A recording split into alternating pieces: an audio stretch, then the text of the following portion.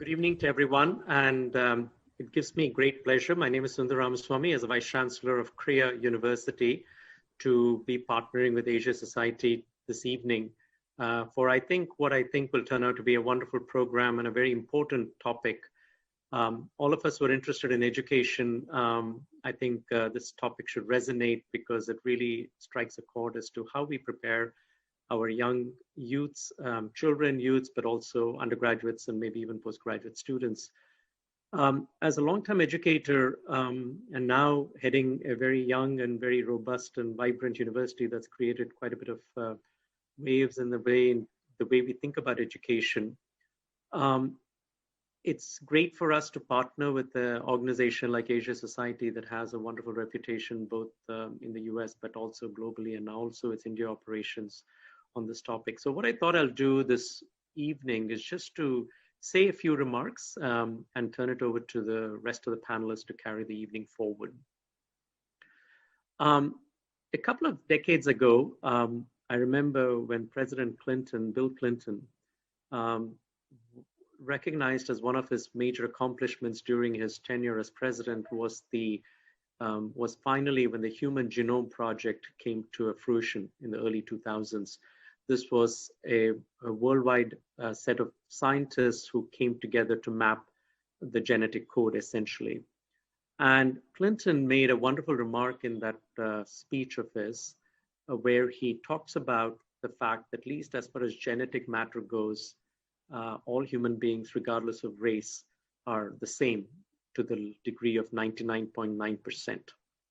And it's really the 0.1 is where all the difference happens. And he went on to talk very eloquently about the shared humanity. And I was thinking about that comment in light of just what happened in, let's say, the last 1 year as we are living through this pandemic. As an economist, what struck me was, it started out as a medical health, public health, a crisis that we are still going through as second and third waves still are emerging, even as we have rolled out vaccines in record time. And then when countries locked down, it morphed into an economic and a financial crisis. And what started out in the US as Black Lives Matter, and then in Europe became anti-colonial protests, and in India, we all saw the indelible images of migrants who had moved thousands of kilometers away in the last 20 years to seek work, all suddenly being stranded and having to find ways to get back home. And the last imagery was really about social justice. And this idea of social justice and inequities, which are really sharpening globally, is something that our panelists will touch upon. So in a way, the world is witnessing or is in the midst of three major crises, a public health crisis, an economic crisis, and the social justice crisis, and to which I'll add the climate change and the changing environmental crisis that's been with us. And so, as all of us as educators, when we have to interact with students and faculty and parents, and just before the pandemic, I remember when we were setting up Korea, parents would be concerned about issues of jobs in a country like India, and the fact that we are witnessing the fourth industrial revolution, and this idea of jobless wealth creation has taken stock in terms of where is the jobs for the close to 1 billion people on this planet, 7.7 billion people, and where are the jobs for them as automation has taken on. I think sometimes the educators have to wrestle with this idea of how careerist we become. And I'm always reminded that education should be much more about preparing students for jobs. It is really preparing students for life. It may be a bit cliched, but I think it's extremely important. And I'm not saying that schools alone and colleges are the only places where students learn values. I mean, there are other civic institutions, there's the family, of course, but educators have to play this very, very important role in my view. It doesn't matter whether you're heading an engineering institution or a medical institution or a liberal arts institution. We really cannot take our eye off preparing students for handling the major crises that we face. That I mentioned. And so this idea of preparing students for a just world, to have conversation and not to otherize the person you're speaking with, And to go back to what President Clinton talked about, the 99.9% commonality, the shared humanity, it seems very far away and seems very idealistic and idyllic and Pollyannish, but I do think we shouldn't lose hope. And I think the purpose of education at any level is to really bring out the shared humanity and get students at any level, regardless of race, gender, caste, creed, class, sexual orientation, whatever the difference might be. What makes us human beings is that similarity of human beings, but also what we celebrate is the fact that each individual can be very distinctive and different. And how do you find that balance, and how do you equip that student to have those conversations which are difficult, so that we don't end up otherizing the other person? And I think it's that context, I think, what we debate within a place like Korea. And so in a way, I'm excited that this evening we are partnering with Asia Society, and I'm really looking forward to this panel of real stars. But Inakshi will do the formal introduction and will be moderated by Dr. Namrata Sharma. But I'm really looking forward to a topic I think, especially at any time, would have been important. But in light of what we're all living through with this global pandemic and all the associated crises, I think even more pressing that we find ways to have these conversations, difficult as they might be. So with that, I turn it over back to you, and thank you for partnering with us. Thank you, Professor Ramaswamy. It's a privilege for us at the Asia Society to partner with Korea University on this important conversation on global citizenship education. Thank you for those very pertinent opening remarks. Good evening, everyone. My name is Inakshi Sopti, and I'm the Chief Executive Officer of the Asia Society India Center. I'm delighted to see members, patrons, and friends from across the world join us this evening. For those of you who are joining us for the first time, the Asia Society is a leading educational organization dedicated to building awareness about policy, business, education, and arts from across Asia on a global stage. Inaugurated in 2006 by Prime Minister Manmohan Singh, the India Center has hosted over 800 events, establishing itself as an important forum for the discussion of regional and global affairs. Our initiatives include policy roundtables, CEO forums, public lectures, leadership programs, cultural summits, film screenings, and our signature Asia Arts Game Changer Awards, bringing together art collectors, artists, gallerists, and dignitaries from the art world, celebrating and honoring Asian artists. Please do follow our website and social media handles to know more about the awards and other programs from across our 13 global centers. The UN's Global Education First initiative notes that it's not enough for education to produce individuals who can read, write, and count. Education must fully assume its central role in helping people to forge more just, peaceful, tolerant, and inclusive societies. How can we harness this transformative power of education to build these citizens of the future? We have a terrific panel speaking on the subject this evening. Conrad Hughes is campus and secondary principal at the International School of Geneva, La Grande Boissière, Education Advisory Board member for the University of the People, and research assistant at the University of Geneva's Department of Psychology and Education. He teaches philosophy, has published widely in peer-reviewed journals, and contributes regularly to the World Economic Forum's agenda and UNESCO's research publications. Anthony Jackson is Vice President and Director of the Center for Global Education at Asia Society. The center is a platform for collaboratively advancing education for global competence for all youth. It does this by empowering teachers and school leaders through professional development, systems change, and public engagement.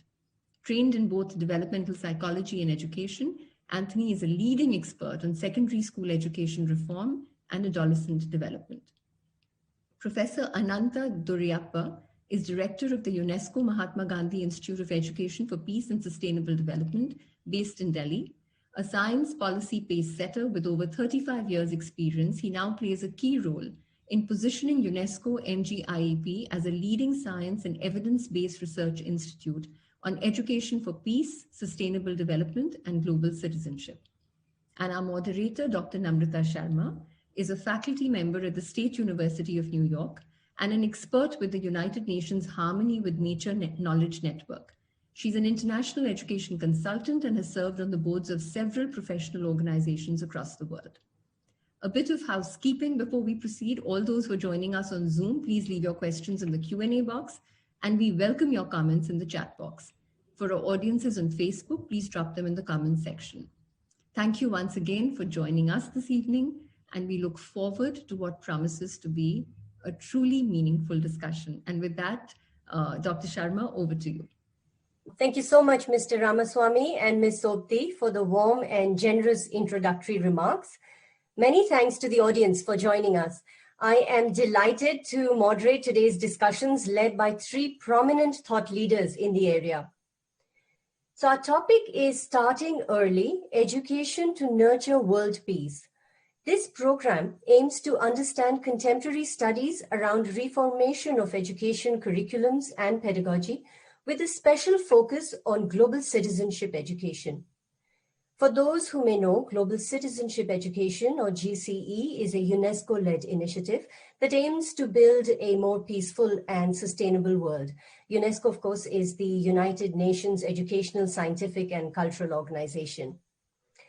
So to provide brief context, we all know of urgent global concerns in the 21st century. They include climate change, technological explosion, migration, and the politics of narrow nationalism.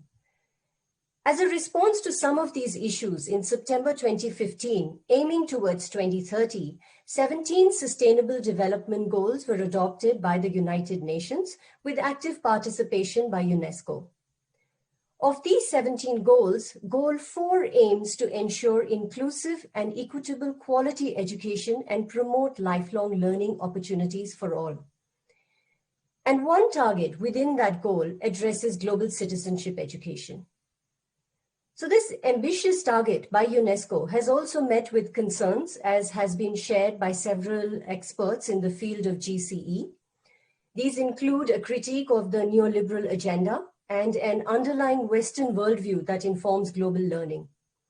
Some scholars also argue that the notion of citizenship itself is problematic in the face of migration, border walls, and other realities that create inequalities and inequities between peoples and nations.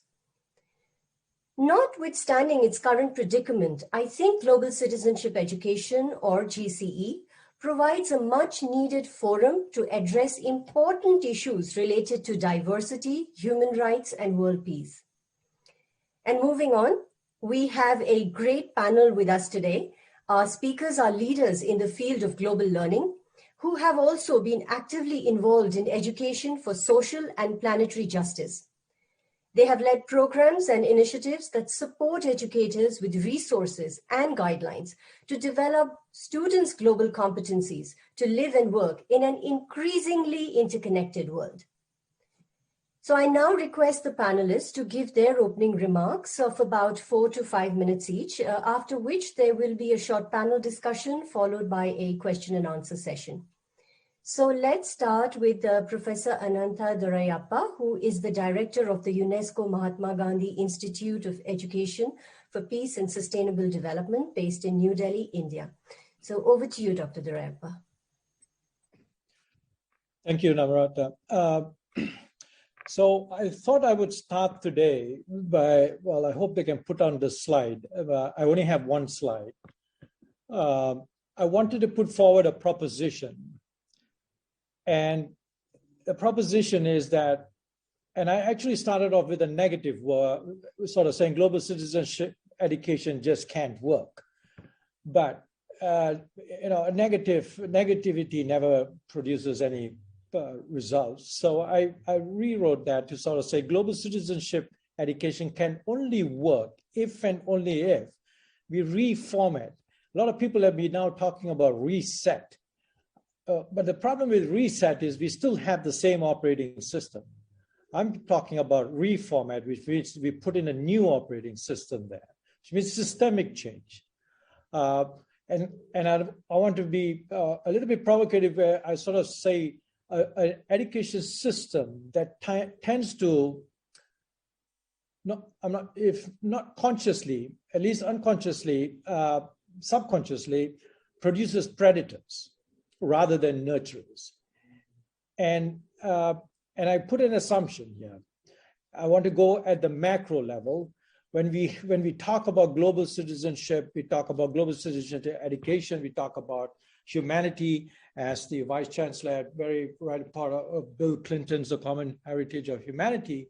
But then when we look at our benchmarks for achievements and success, at the macro level, we always talk about gross domestic product. It's material wealth. There's nothing else. When you look at countries, the first thing out of the pandemic is we need to increase our GDP back to 8%, 10%. And we know that that has a huge implication in terms of the inequality that we see, as well as the drawdown on resources and the environmental implications. And I want to stress on the inequality that has been widening significantly, as people like Paul Krugman and Piketty have stressed again and again. And then at the micro level, when you look at the individual, how are we judged? By material wealth again, income, how much is the salary? When we look at the school, it's about what's the salary I'm going to get at. There's a recent study which says that, at 75,000 US dollars over a year, your happiness just doesn't increase anymore. So I'm not sort of saying that income is not important. It is. We need that to live in the society we have. But is it the only end that we should be driving towards? So it's about the ends and the means. These are only means, but they have become ends by themselves. And then I want to drill down on assumption 2 about the education system that we have. It's about standardized pedagogy, one for all. And I make the strong assertion, and I don't have the evidence, but I want to sort of people to challenge me on this, is that the 20-80% rule, where it is actually fits for 20%, but not for the 80%. And I use that as an example of myself, my children, and so forth and so on. And then assessments, those pesky exams, those standardized exams. You sit in a room, you wait for the whole year, you sit in a room for 3 hours, and you have set some number of questions. And the fact is that if you answer that, you seem to have learned and you have acquired knowledge. Far from the truth. It's about memorization. It's about spotting, like the movie Trainspotting. Here, it's about exam spotting. Questions that we've forgotten all the purpose of education, which is about knowledge. It's about knowledge as a constitutive element of our human flourishing.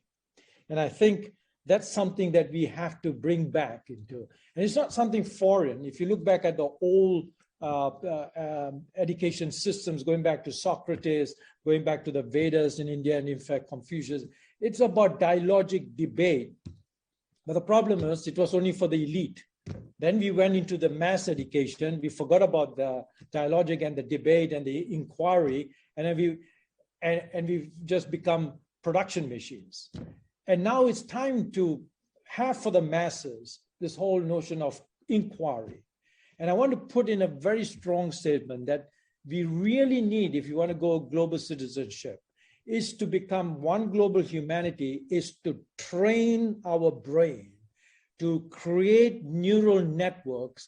What we have called at the Institute, the Gandhi Neural Network, is how do you become a Gandhi? It is about training those networks where you have empathy, compassion, mindfulness, and critical inquiry as a part of your training in school. And I'll stop there. That's great. Thank you so much. Next, I request Dr. Anthony Jackson, who is Vice President and Director of the Center for Global Education at Asia Society, for his opening remarks. Thank you very much. It's a great pleasure to be here this morning. Well, morning for me here in California. And I couldn't be happier to come after the last speaker, because I agree completely that there's a fundamental shift in education that needs to occur. He calls it from education that produces predators versus nurturers. In our work, we've been thinking a lot about the notion of creating young people who have a mindset that goes, as it is currently in education, going from the development of a dominance mindset to more of a development of an egalitarian mindset. But it's the same basic issue of thinking of how you develop young people who have not sort of reflexive habits of mind that lead them to think about their own or their own group's hegemony over others, but rather what is best for the common good, and how do we engage young people in thinking about what they can do to produce a world that actually feeds and sustains everyone and is in balance with nature, and also in which relationships between people are aligned for their mutual benefit and not for exploitation. So the question we've been working on the last 20 years at Asia Society is, what is the nature of education that actually produces that kind of outcome? How do we train our minds, as he was saying, to be Gandhi-like in our thinking? And we've come up with this notion of developing global competence in young people. And we define it as the capacity and disposition to understand and act on matters of global significance. But to unpack that a little bit, what we believe matters most is the development of a range of cognitive, social, and emotional capacities that really enable students to access and act upon knowledge and understanding. And we've grouped these 4 capacities in 4 areas, the first of which we call the ability to investigate the world. Global competence starts with young people being able to pay attention to what's going on in the world and identifying important issues that are really worth examining closely. Globally competent students can frame essential questions, ones that don't necessarily have one right answer, but can be systematically engaged intellectually and emotionally. And they ask questions that are globally significant, questions that address important phenomena and events that are relevant worldwide. Now, that can be as simple as a primary school student's questions about how to recycle plant debris to fertilize the school garden, to high school students' impassioned debate about how to create sustainable cities in the midst of arid deserts. But importantly, globally competent students can explain how a local issue like their school recycling exemplifies a global process far beyond their backyards, how the local relates to the global. As they say in Singapore, we want young people who are locally rooted but globally minded. These young people can respond to questions by identifying and weighing the credibility of information from a variety of sources, including international resources available through digital technology. And they can analyze that information and then put it together in a compelling and evidence-based argument that considers multiple perspectives and draws defensible conclusions. So that's what we mean by investigating the world. A second group of capacities we put under the title of recognizing perspectives.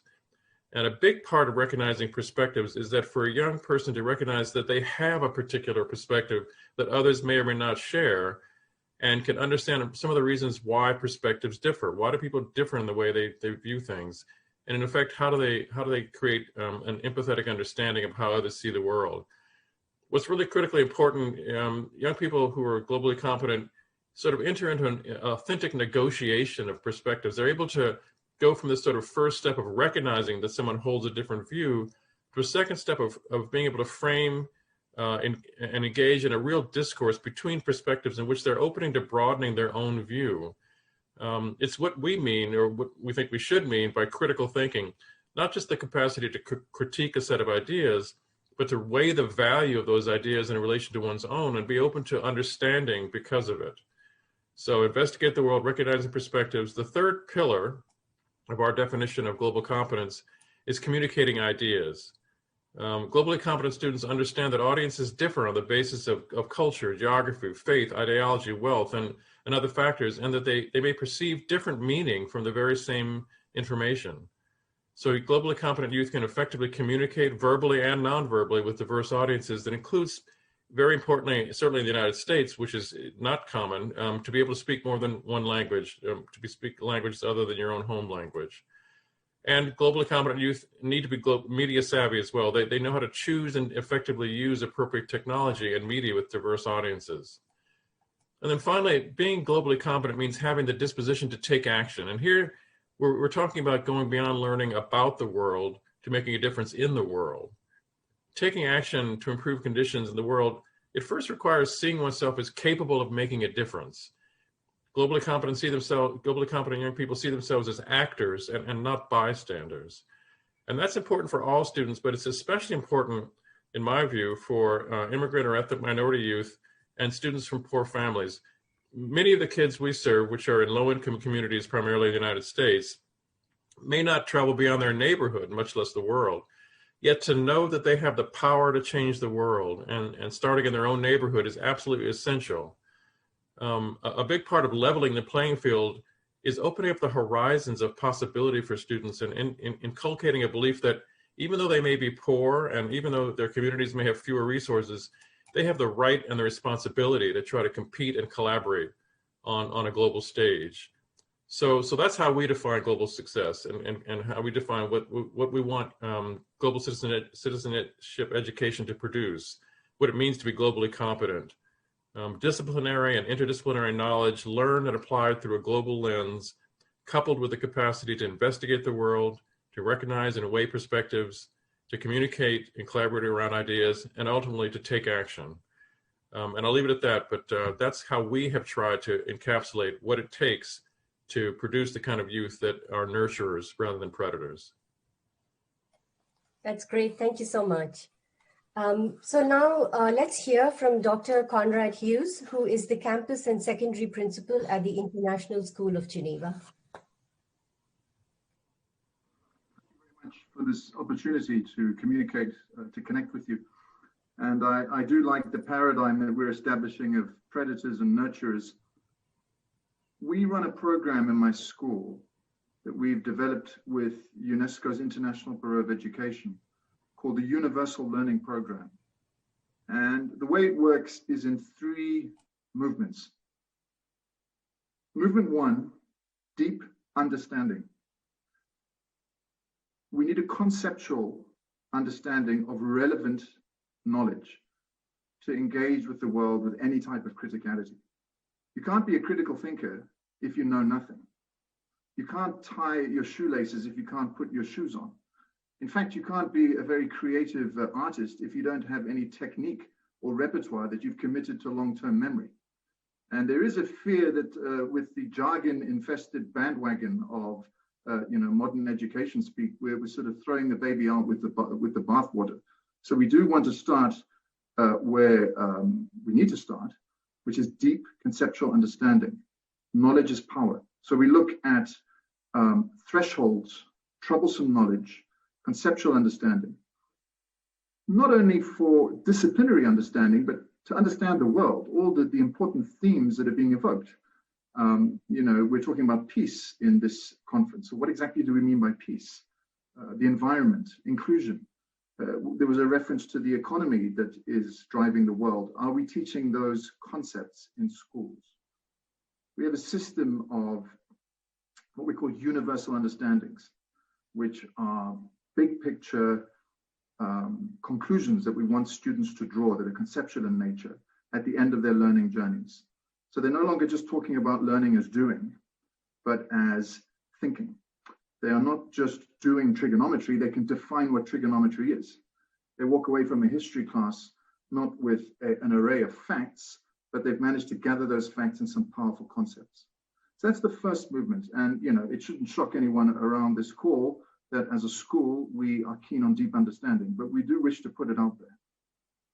Second, competences, very much like Anthony Jackson. We're looking at a competence-based model here. But what we're doing here is assessing the competences, okay? And it's not just academic scholarly competences, like how to write an essay, do a presentation, or run a science experiment. We look at UNESCO IBE's system of global competences, there's 7. And we've operationalized them in an assessment system that ultimately leads to a passport. This is a new high school transcript that doesn't just describe grades, but life-worthy, future-proof competences. Please forgive me for inserting a bit of jargon there. I won't put any more in. Now, the 7 competences that we believe are fundamental. It's number 1, lifelong learning. You need to be a learning animal, because if you don't keep learning all your life, you will be outsourced by another person or an algorithm pretty quickly. Secondly, self-agency. Can I stand on my own 2 feet? Can I take moral decisions? Do I know what I want? Am I able in school to take decisions? Is the school culture participative enough for it to be genuinely student-centered? Then we've got 3 types of interaction. Interacting with the world, that's sustainability, that's global citizenship. Interacting with other people, okay? Active listening skills, diplomacy, teamwork, fellowship, leadership. Interacting with diverse tools and resources, whatever those tools and resources may be. And we've all seen how tools and resources can morph for things like a global pandemic. The 2 more of these 7 global macro competences, as we call them. Transdisciplinarity, that's thinking across systems and epistemes. And multiliterateness, literateness, not literacy, literateness, the perfective, meaning we do actually want students to be very good at a few things. Scientific literacy, cultural literacy, scientific literacy, health literacy. Now, those 7 macro competences are assessed in our school. We report on them, and students carry them into our newly designed high school transcript, which is called a passport. So we want to present universities and industry, and we want other schools to do this, because at the end of the day, it's assessment that counts, right? That's where the buck stops. We want this to be competence informed. Now, those 7 macro competences are conjugated by many more, what we call micro competences, that are fluid, that are adaptable, and depend on context. And they're very interesting. Things like balancing rights with responsibility, accountability, things like curiosity. There are a whole list of them. That's the second movement. It's all about assessing competences. And the third, it's creating social impact. So we have a system of many different projects that bring out core questions. There's a character project that students do based on the question, who am I? So they need to set themselves cognitive challenges, cultural challenges, physical challenges, emotional challenges, and to report back on their growth. We use some of the philosophy of coaching in that. We've got something called a passion project, which is about taking something you love and you're good at and bringing it into the classroom. You know, schools are still places where adults are telling children what to know, and we're missing so many incredible stories because they don't fit into our narrow curriculum. So we want students who are, you know, terrific at whatever, skateboarding, YouTubing, you know, they're designing startups, they love cooking, maybe they're good at track and field and it's not part of our school program. We want all of that to be part of the narrative of their learning. Passion project. Passion project has to connect with the Sustainable Development Goal so that there's some impact on the world around them in terms of that passion and how they might connect it. We have every student do service learning, okay, which is learning to serve and serving to learn, learning to serve and serving to learn. And ultimately, of course, what we want, and this is the aspiration, the dream, it's for students to leave so that they can make an impact on the world in 3 different ways. Public good, collective good, individual good. So we're very excited about our program, and we're in our 3rd year of it. We've got 2 schools in Australia doing the teacher training program now. But I think like Anthony Jackson and many others in the world today, the kind of headline is competence-based learning. If we really want to shift things, we need to focus on competences. And, you know, we actually have to assess them, and they have to replace at some point the grade transcript system. Otherwise, what we're doing is we're just dumping a whole lot of stuff on children and saying this is important, but in fact, we're not going to grade it. And oh, you know what? In fact, to be successful in the world, you need to be a good listener, but all we're really going to ask you to do is score an A on your history exam because that's what universities want. And you know, all the research out there showing that these 21st century skills, in fact, well, they're not half of what you're learning in your subjects, but you're going to learn it anyway because you have to. I think we're going to lose future generations if we carry on this way. So it's not just about having those global competences, it's about assessing. Deep understanding, competences, impact. Deep understanding, competences, impact.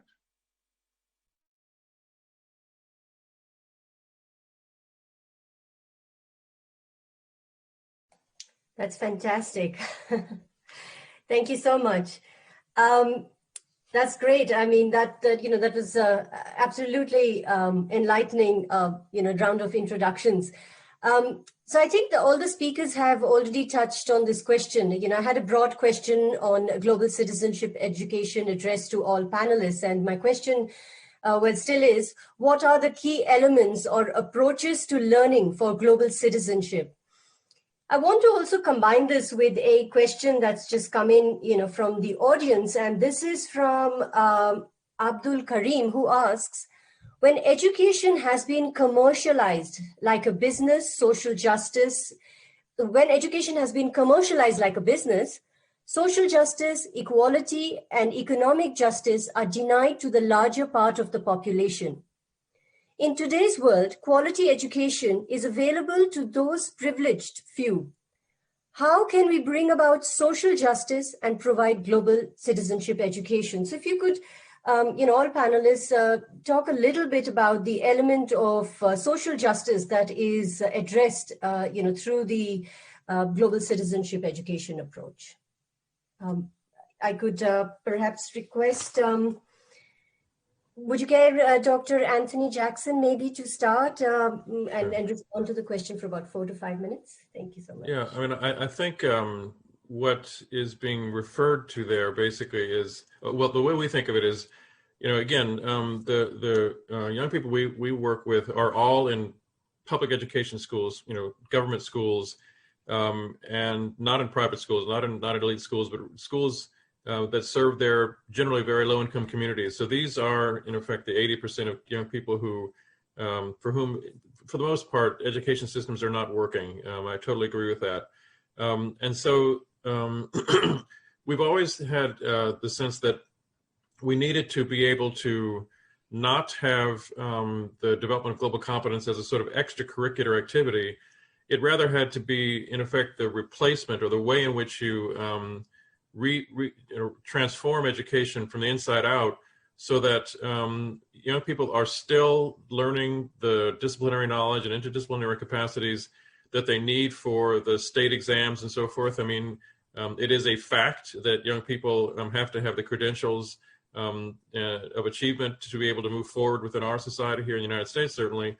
But is there a way to, in effect, sort of infuse in a very integrated fashion an approach to developing global competence as they also are satisfying their sort of state competency requirements?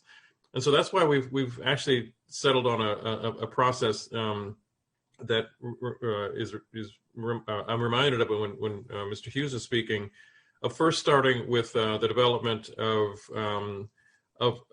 very discrete indicators of success. We call them performance outcomes. And the idea is that within each of the disciplines, and then a set of cross-cutting disciplinary performance outcomes, we've defined what success looks like. What do we want students to know and be able to do as globally competent youth in these disciplinary areas? How do you use the study of history or chemistry as a means both of learning the facts of history, but also developing the competencies to understand different perspectives on phenomena from a global perspective? And so our system is basically based, to begin with, on these performance outcomes that we benchmark at the 12th grade, which is our secondary school leaving grade, and then we benchmark them at the 10th, 8th, 5th, and 3rd grades as well, so that essentially what teachers have is a clear pathway of competencies that young people are developing and understanding that they use in their own planning, their curricular planning. One of the things that is clearly an issue for us here in the States is teachers are not trained to teach in the way we're talking about. They've been trained in a different model completely. And so we've had to find ways to really develop, again, tools like our performance outcomes, and then other tools to really enable teachers to have the both mindset and capacities and resources to teach, again, the curriculum that the state mandates, but then in a way that is really more focused within projects, within kind of very engaging opportunities for young people to address primarily the sustainable development goals, but in that context to be for teachers to be developing clear sets of outcomes that are both that are combining our performance outcomes with the state more kind of traditional outcomes as well. So at the end of any curricular unit, for example, our young people have been able to demonstrate through performance, not through a multiple choice test, but through a performance of understanding, that they have actually met the performance outcome standards that we have, as well as the state mandated standards as well. So it's the integration of these things together. It's sort of a subversive way of taking the existing curriculum and turning it on its head, and then enabling young people to develop our competencies at the same time developing their broader sets of capacities. So I think there are ways to have the kind of education that again, has often occurred in private schools, in more schools for elite youth, and have that be a foundation for a much more generalized kind of educational system. But it takes resources, it takes an understanding of how to manipulate systems, and it also takes a lot of teacher training, ongoing teacher training, and engaging teachers in collaborative training, where for the most part, the system we've created has been created by teachers themselves. We've engaged them as a community of co-developers, so that what we were talking about isn't foreign to their experience. It is what they themselves can see as the way by which they can change their own systems to be able to produce the kind of outcomes we're looking for. So that's been the way we've tried to approach this, and I'm quite curious to see how others have dealt with it as well. That's great, thank you. So maybe we can hear now from Dr. Hughes, as a response to this question from the member audience. Look, it's an excellent question. We know that our economic system, and you only need to read Thomas Piketty's book on capitalism in the 21st century, it entails greater disparities than ever before between those that are trying to access new wealth and inherited wealth. The very poorest are richer than they were several decades ago, but that gap is widening. And we also see that an increasingly narrow group are in more and more power financially.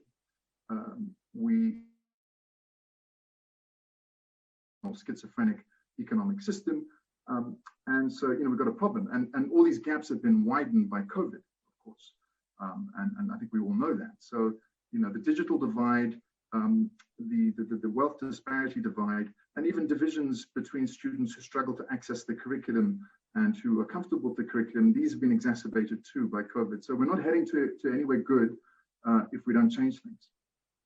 And it should also be said that, governments on average are investing, less than 4% of GDP in education. So, it's all very well for us to keep saying that education is incredibly important. But I think that, it's easy to say this, but at least at the macro level, there needs to be more investment in education. This much said, some state systems are incredible. Look at what's happening in Chile. They've revolutionized the education system, and they're going towards something that's very, very forward-looking and competence-based. In Mauritius as well, you've got, those are just a couple of examples. In the US, Dr. Jackson was talking about some of the work that's been done. But I agree with him that, there are two ways of looking at it. Either you try and increase access to a system that's more or less broken. Why do I say more or less broken? Because with our world population, moving towards 8 billion, you've got a number of national systems that are not coping with massification. You've got an overproduction of degrees and school leaving certificates that struggles to find employment. And it's becoming even more difficult to get into so-called top-tier schools. And they haven't really changed that much. A couple are entering into the league, from East Asia. But ultimately, you've still got, this dream of going to the same schools that we were talking about after World War II and before. So are we going to try and sort of limp along with that system and have more, access via things like bursaries and scholarship programs to that system? Or are we going to go back to the very basis and say, well, what's wrong here? And I think that that's what we need to do. And it comes back to the high school transcript. What are we trying to measure?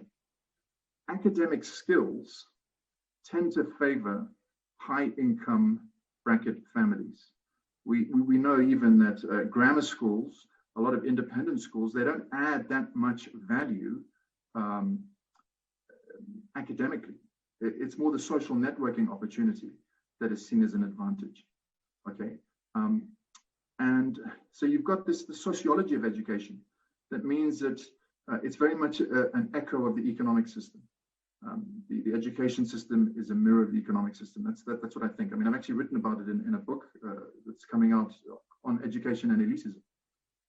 But if we go back to what we're trying to measure, and we say, you know, if we really are looking for human flourishing, if we really are looking for need-blind human talents, the things that are different, that haven't been mapped out, that aren't this narrow group of academic skills that are all informed by numeracy and literacy, dinner time conversations, parent education, then we're going to actually create something that's more inclusive at school level and at a macro level. Because trying to play catch up with countries that have a huge advantage. And then we get into the politics of how you measure that, and, you know, stay-nines on PISA scores and different sort of literacy tests and what have you. But if we're going to try and play that game, I think even by investing more money in education, it's going to be something of a Pyrrhic victory. But if we reform the system from the bottom, so we need a new set of competences, and these competences should allow students to bring into school what they're good at, that the shepherd boy who can read the stars, that the young girl who's a social activist in her village, you know, the boy who harnessed the wind, to quote a person in a book and a film, that they can shine in our systems too. Then we'll really be doing something special. And that has to happen at university level, at state level, and at school level. You know, we need a coalition of schools and universities and industry to say enough of this high school transcript that is just academic grades hasn't changed in, you know, about since the late 1800s, basically. Let's look at these competencies, because a lot of them are much more inclusive for students who aren't academic but have flourishing elsewhere, for systems that don't have the resources or the home benefit to allow students to flourish in that narrow academic manner. Human potential, human flourishing, that needs to be what we reform. So, okay, that's great. So I'm not sure whether that was a technical glitch, but that was a great response. So finally, over to Professor Duraiappah on this question, you know, with regards to social justice and global citizenship education. If you could take maybe a minute or two so we can, you know, move on to the next section of the panel discussion. Thank you. I want to pull out the elephant in the room in terms of the clash of objectives at different levels. At one point at the global, you know, we're talking about humanity, solidarity. And at the local level, you have your daily challenges of getting an income, supporting a family, which tend to, I think, sometimes, in many cases, create clashes of objectives. And therefore, you create a sense of cognitive dissonance, and you're not sure how do you manage these competing pulls. You got a system that is really pushing you to perform, but you also have things that are asking for the good of humanity. And I think the children are very confused in terms of, you know, how do I manage this? And that brings in the whole role of emotions. And I think the way to change a system which is so entrenched in its way it is, and we sort of say so difficult to change it, is a growing phenomenon of mental health among our young people. The level of anxiety, depression, and suicides is increasing. The WHO in its in a 2015 report said this is the second largest killer, and is going to be one of the biggest problems as we face, and among the younger generation. Just a staggering statistics in India, they say that 25% of children between the ages of 13 and 15 have some form of mental health problems. I was saying at 25% of children between ages of 13 and 15, what are these kids supposed to be so depressed about? I remember the times of my life. So it is getting a really difficult, complex world where we are asking for so many different things from them. And I liked what Howard was talking about competencies and how we need to move away from the numeracy and literacy. And that's why I think both Tony and Howard have talked about a good number of competencies, and we have done a good review of that. We reduced ours to 4, what we call foundational. I think critical inquiry is important in terms of the cognitive, the knowledge that Howard was talking about. We need to develop that. It's not to throw that out of the window. That's important. Without that, you have no working memory. You don't have that stuff to start off with. But then I think Howard talked about, or rather Tony talked about empathy, perspective taking. How do you think about the other from their perspective? But more important before that is mindfulness, emotion regulation. I'm not talking about suppression. Anger is good. Understanding fear is good. It's part of our nature. But we need to know how to manage this. And in fact, the latest research from neurosciences say we can train our brain to manage these emotions. And so you go into empathy training. And then, of course, the compassion, which is actually used in different terms, but it's the action to do something about it so that you become an agent of change. So I stop there. I got lots more, but I'll stop there. That's great. Thank you so much. I appreciate that. So I'll move on to just some specific questions for each panelist. And I want to, I'm hoping that we can do this in just a few minutes so we can move on to taking in questions from the audience. So I start with Dr. Hughes. Your work on building intercultural knowledge to combat prejudice and foster global-minded citizens is very interesting. And my question to you is, how does the Universal Learning Program pedagogy bring together learning for conscience and competencies for global citizenship education? So I'll just repeat that. How does the ULP, which is the Universal Learning Pedagogy, bring together learning for conscience and competencies for global citizenship education? If you could respond in maybe a couple of minutes. Thank you. Yeah, look, the Universal Learning Program is a framework that is syllabus agnostic. And the reason why we did that is because we think syllabus morphs necessarily over time, but the approach, the dispositions are what we really need to work at. We're an international school, so we have multiple belief systems. We have, over 130 nationalities. We have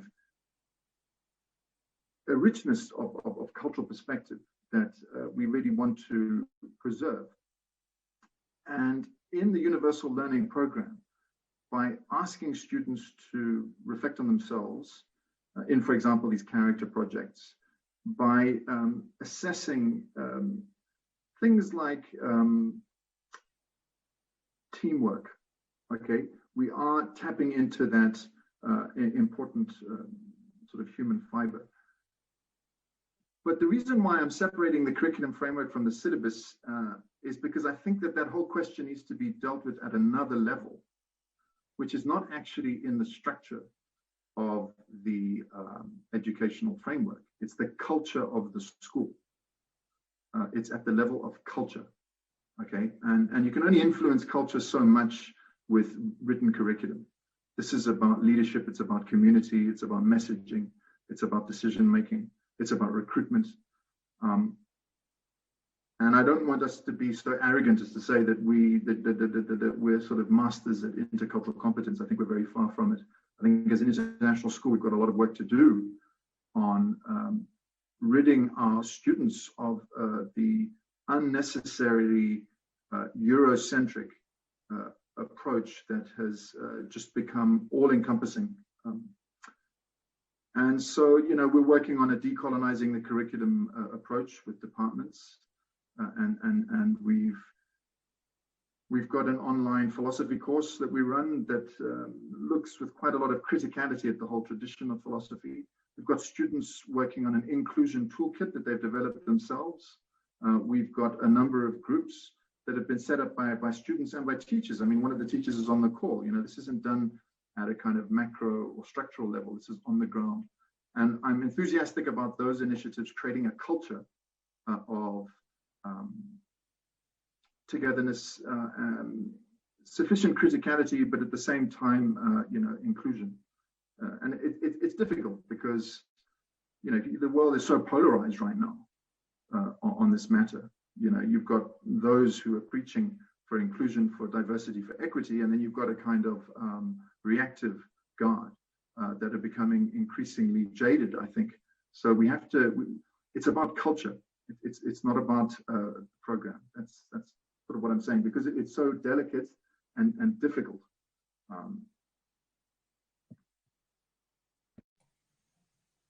Great, thank you. So now to Dr. Duraiappah, you have been advocating on the need to train our emotional brain and develop compassion. So it'd be great if you could share again in a few minutes your thoughts on how can socio-emotional learning be mainstreamed? You know, how can the learning approach of socio-emotional learning be mainstreamed for the masses? Thank you. So the way we do it at the Institute, we've developed modules, is rather than creating a call. Now, it's very important to not fall into the trap that we do an intellectual exercise with the children on what empathy is, what mindfulness is, and stuff. You can read that from a book, but you know, reading about empathy doesn't make you an empathetic person. So it is about procedural practice and so forth and so on. So what we thought would be is that rather than have a session on mindfulness or a session on empathy, we take a particular problem which is relevant even in the community or in the school. What are the things that we take for global citizenship is climate change, or my more favorite topic is biodiversity, which nobody seems to think that is important, but we are wiping out 1 million species in a year, and we are one species. So can you imagine the destructive force that we are imposing on this system? But so we take and sort of take a subject, and then we go through a process of question, what we call a critical inquiry. Then we ask students, so how do you feel? What are your emotions? Are you feeling anxious? Are you feeling angry? Are you feeling frustrated? And then sort of get a feel of how they are reacting. And then infuse into that a mindfulness session in terms of emotion regulation, attention regulation, and so forth. And then put up an example where empathy is so important in just saying, why are others not thinking along the same lines as you are? So as Tony talked about, perspective taking. That's very important. I think if you try it yourself, it's so often we fall into the trap of actually looking at it from our own perspective and trying to argue to the person that you should really listen to us. Now, one of the important things that the research has shown is that if you stop at empathy training, you can get into a situation of empathetic distress, where you find that you're so engaged, but you can't do anything, and you become distressed about it. I'm not sure how many of you have found that. Like, I live in India, I see the amount of destitution on the road, little kids. It can get to you when you can't do anything. And then, you know, just giving a dollar or so is not going to solve the problem. And you see these kids and you sort of say, oh my God, what future? And so you need to have this compassion training where you sort of say, do what you can within what your means are, but you feel good about it. And that goes towards the whole notion of flourishing. And there's studies which document this very well with fMRI studies where they actually scan the brains of kids and they see how different parts of the brain lights. And that's how we came up with the Gandhi neural network, in how which parts of the brains need to be connected to create that kind of a mindset. So in terms of collaboration, people talk a lot about collaboration, But collaboration for what purpose? Is it for increasing profits and that's all it is? Or is it collaboration to help the other? And I think in this polarized world with COVID, this us against them, me versus you, is one of our biggest problems on how do we get across the fact that there is no me and you, but just us as one humanity. So that's how we have done our socio-emotional learning. And for scaling up, we have tried with using on the digital pedagogy. We make a distinction between ICT and digital pedagogy because it's a pedagogy by itself, where it's interactive, immersive, where children can connect with kids across the world. And I think that's also very important. So that's just giving a gist of the surface of what we do on socio-emotional learning. That's great. Thanks so much. So to Dr. Jackson, from what I know, the Asia Society has taken bold, active steps to provide resources for educators on topics such as climate change. So could you describe, again in a few minutes, the challenges being addressed by the Asia Society in developing students' global competencies? Yeah, thanks. I actually think I've touched on that already in the when I noted around the resources we've developed. So let me just flip to a slightly different topic and a different part of our work, because I think it's reflective of everything that's here. And the big question of how do you actually change systems to enable these kinds of education we're talking about to flourish broadly.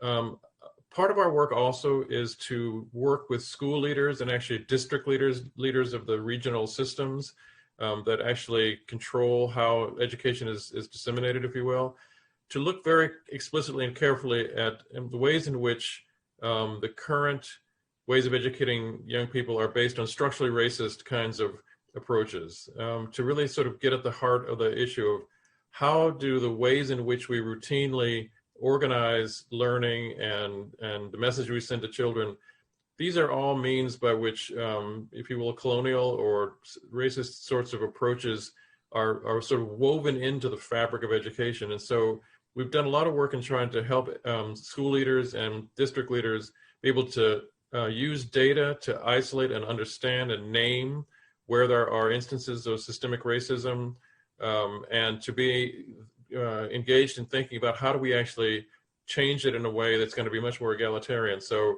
there's a sort of infrastructure of the way learning is done, education is done, that either supports or doesn't support the kind of curriculum and pedagogical interventions we've been talking about. And so we've also tried to think about how do we engage those people who are in positions of power to actually look carefully at the ways in which, many times unconsciously, structures continue to perpetuate colonial or racist sorts of approaches to education, and to weed those out, to really think about how do you systematically dismantle systemic racism. And so that's been a core part of our work as well, because we can do a lot with teachers, we can do a lot in the classroom, but ultimately, if the whole of the system isn't aligned towards a more nurturing-based education versus predator-based, then you're going to continue to bump up against that structure when you're trying to do something different within it. So that's part of our work as well. Great, thank you. So thanks to the panel for sharing their thoughts. We'll now address the audience questions and comments. So, moving on from what Dr. Jackson just said, we have this question from Paul Turner, who asks, and maybe, Dr. Hughes and Dr. Duraiappah can also talk to this. The movement for social justice implies an anti-racist stance, and any significant change in the status quo requires the domination of whiteness to be challenged and dismantled. How do we ensure that the implementation of GCE does not follow the same patterns of the past of propagating white supremacy? I think Dr. Jackson spoke a little bit to this, if the other panelists can also give their thoughts.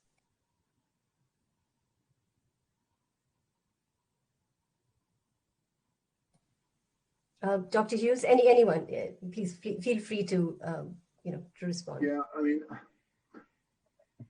so if you look at civil rights, which really flourished in the 60s, feminist movements, and then if you more recently sort of gay rights, okay, that whole movement was somewhat, I think, in terms of sort of world perception and popular media, it quietened down a little bit at the end of the 90s and the beginning of the 2000s, and there was a period of sort of neoliberal endorsement, and it was really, I think George Floyd that brought it back, and Marx said that the social revolution always takes place before the economic and the political revolutions, or the structural revolution. So the real change is always going to be later, and I think that real change is actually starting to kick in now. And you can see, because it's interesting, it's fascinating sociologically, because of social media, because there's a whole sort of difference in voice and access to voice through social media. The wheels of history are turning, and if you look at schools, there are two routes they can take. There's the virtue signaling and performative allyship route, which is, let's just put a whole bunch of policies in place and train everybody, but at the end everyone's still going to be white, and then we can say we've done it. Okay. Or there's the actual structural change, which is about recruitment, so that you have more teachers, school leaders, people in positions of power who are taking decisions that represent a more diverse constituency than what you find, for example, in most international schools. And that's going to take time, and it's not easy, because now you're talking about livelihood, jobs, power. So I think that's going to be a long chapter. What I'm saying is that the adults have to have that discussion, and have to have a serious discussion at the level of institutional policy. When it comes to the approach with students, I feel that the best thing is to start early on with some of the foundations of togetherness, universal sort of humanity, kindness. But as students get older, you start bringing in more criticality, more understanding of the salience of certain historical events that are under-taught in schools still, like decolonization. It's just crazy how that's not taught enough in schools. And it's such an important structural informer of the way the world is today. So as students get older, I think you could be more critical, but you start from sharing our common humanity, and then move towards the celebration of diversity. And again, what I said earlier, this is a cultural phenomenon that needs to take place, because you can write 1,000 different curricula on it. It's not going to hit the rubber if people aren't getting gutsy about it and actually making cultural shifts. Great. Dr. Duraiappah? I go to the 3 Fs: fear, flight, freeze. The 3 immediate reactions that humans, whichever race, gender, that is, we are neurobiologically wired, and it comes through the whole evolutionary process of how our brains have matured over time. I always, I had a fundamental change in the way I thought of things and human behavior when I read Daniel Kahneman's Thinking Fast, Thinking Slow, and trying to link it up with some of the work that had been done by the neuroscientists. And I sort of see the kind of racism that is that we see. It usually stems from it's fear, insecurity, a loss of one's bearings. So how do we modulate this evolutionary development of our neurostructures?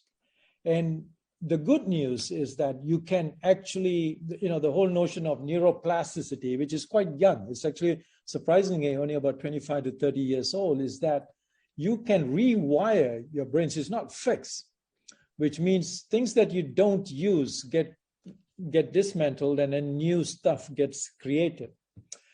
And I think the fact is the highest returns are to the age of 24. That doesn't mean that we stop. Thank God for most of us here who are on the older side. Hint, hint, Tony and myself. we still have hope. Lifelong learning came to our rescue, as well as neuroplasticity, but the rate of change slows down a little bit. But as Conrad was sort of saying, the young ones, that plasticity is really elastic, and that's where we need to really target. And because of the fact of brain maturation, is to bring in the emotional dimensions early on. So instead of dumping a lot of maths and science and stuff at an early age, is to build that emotional competencies that we talk about, and then start at a later stage bringing in the standard usual stuff. Language will be there, mother tongue and stuff like that. So that's what I would sort of say. And one of the things with racism, when you sort of see with the kind of things that are going on with the violence, is something which was really fascinating, is how the circuit gets hijacked, and they call it the amygdala hijack, which means what you perceive doesn't go into your neocortex for processing, it goes straight into your emotional limbic, and then you get into the fight or fright situation. But there are ways to prevent that hijack, and that requires training. And that's what I think schools have to start thinking about and bringing in as part of our learning and education systems. Great. I hope we can take one or two more questions from the audience. We've, I guess this question may be a good segue. The panelists have spoken about education and how it's informed by culture and values. So there's a question that comes in from Jelena Sarkovic. And the question is, can global citizenship education work optimally if isolated as a school system that educates young people? Or can it encompass the wider community, adult learning, and the local cultures? This is also a question of effectiveness. If we need to align the school and family culture in order to bring these values, skills, and impacts to their full potential.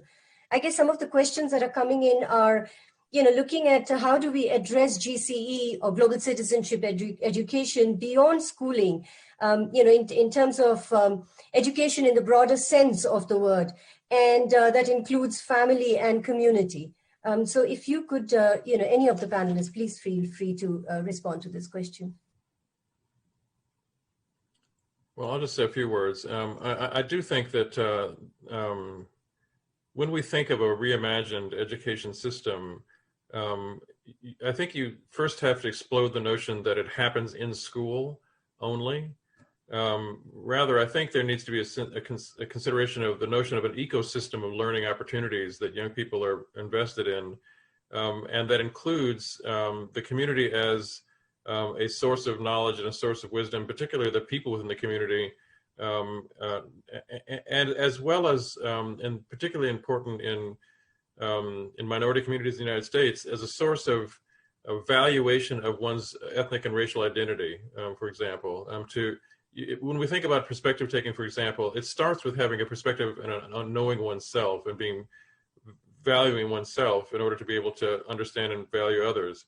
So part of it is reaching out and being a part of the local community and the broader community, so that there is this alignment of a sense of the valuation of community and self. But I think as well, there are knowledge opportunities in the broader community that just don't occur within schools, and as well, I think what has to happen is an alignment between the demand for the kind of education we're talking about, so that it's not only coming from educators, but it's also coming from the community itself. I mean, I think as you look at what people within communities are asking of education, what parents particularly are asking of education, they themselves rarely would say, what I really want my young people to be able to do is to do, mathematics at an A level. It's much more, we want our kids to be well-developed. We want them to be able to take action in the world. We want them to right the world's wrongs. And so to bring in the community as an ally around the value structure of this school as it begins to change, or hopefully change towards the kinds of outcomes we're talking about, that becomes incredibly important. So there needs to be a sort of seamless mesh with the community, particularly, again, in communities where in so many instances, that voice of community, that voice of parents, that voice of wisdom within the community has been systematically isolated and shut out, because it is a dissenting voice with the sort of structural and directionality of education as it currently exists. So that kind of alignment with the community, as it both manifests itself in making demands of the system, but also as a way of reifying and sort of making it clear that people who come from that community are highly valued, including the children. Those are ways in which I think community can have a huge part of what we want from education going forward. Great, thank you. So I think, in the interest of time, I would request sort of all panelists to maybe respond to this one last question from the audience. In a way that gives us some points of action to take forward from this event. So the question comes in from Caroline Nagar, and the question is, the public education system in India is in a dismal state across most states. How can global citizenship education be made attractive in a manner that is seen as the obvious way to educate the future citizens? Students who are part of the system do not even look at themselves to be future citizens, neither do the adults who are involved in the education system. So I would request if all panelists could sort of combine their points of action, concluding remarks within this within their response to this question in a few minutes. Thank you.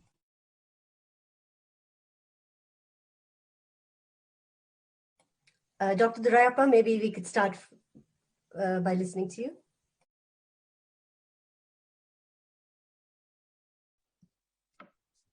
That was a loaded question, actually. It was quite a difficult one, but I always say when we look at global citizenship, one is that we have to be very careful that it's not an elitist concept, that it is fundamental for everyone's flourishing, that we look at this planet as a very fragile, as Carl Sagan calls it, a blue dot in the vast cosmos. And for us to be thinking about us against them, or nation states and stuff, becomes quite problematic. And so as we move forward, the flourishing of a village, of a villager in a small, let's say in a small village in India, is going to be very dependent on the whole notion of global citizenship, especially now when you think about climate change. It's a global phenomenon, which means that we have to work together to address it. Otherwise, we all suffer. There are no winners and losers in this game in the long run. But that's the only thing I can talk in terms of a global citizenship, is that we are all in it as one. And we need to work together as one for not just our joint flourishing, but for even our individual flourishing, which is usually what most people are always concerned about. I don't know whether that answered that question, but yeah. That's great, thank you. I would just say very quickly that, I mean, I think we've sort of touched on this. I think as a sort of a motivating factor as to how we actually make global citizenship education attractive is to realize that what we're talking about is education to actually, just as was being said, is the means by which we actually sustain ourselves as a species. I mean, that we actually use education, or education could be seen as the means by which we actually make the changes in the world that everybody understands are needed. So if we change it from education being about personal development to education that's about education, serving the common good, I think there's an inherent understanding that becomes an absolute necessity. I mean, people, nobody doesn't notice the problems the world is in. And so if we can begin to sort of, if you will, market, if that's the way you want to think about it, education as the means by which we actually can make a difference and save ourselves as a species, I think that's an attractive proposition to anybody in the world. So it's at least one way we might think about how do we actually make it a mainstream way of approaching education.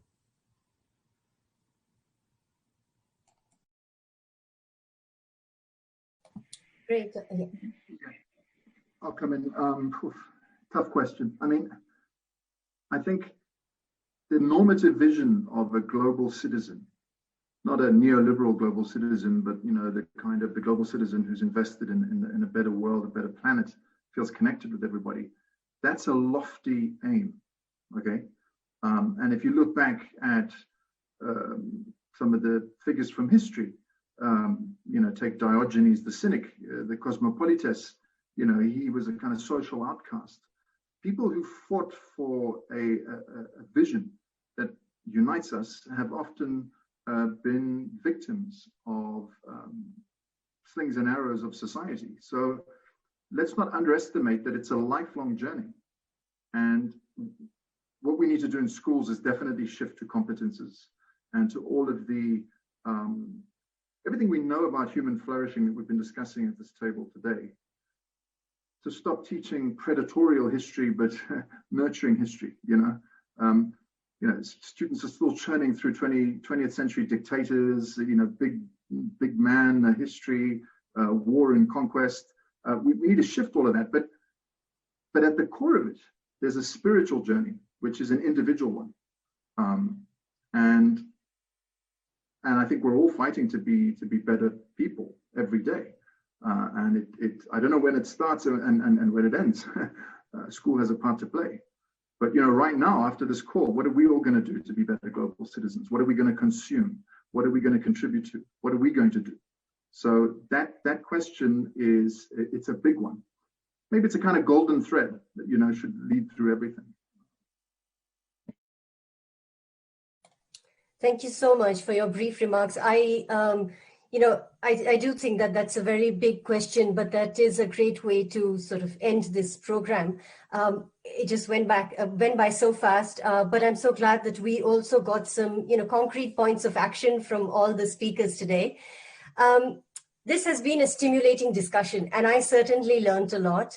And I want to conclude by, thanking the organizers, the Asia Society India Center and Kriya University. A big thank you to the panelists for the enlightening discussions, and also importantly to our audience for your insightful questions and comments. Sorry, we were not able to get to all of them, but we, hope that most of your questions were responded to through this discussion. With that, let's wrap up this event. Thanks all. Stay safe and well.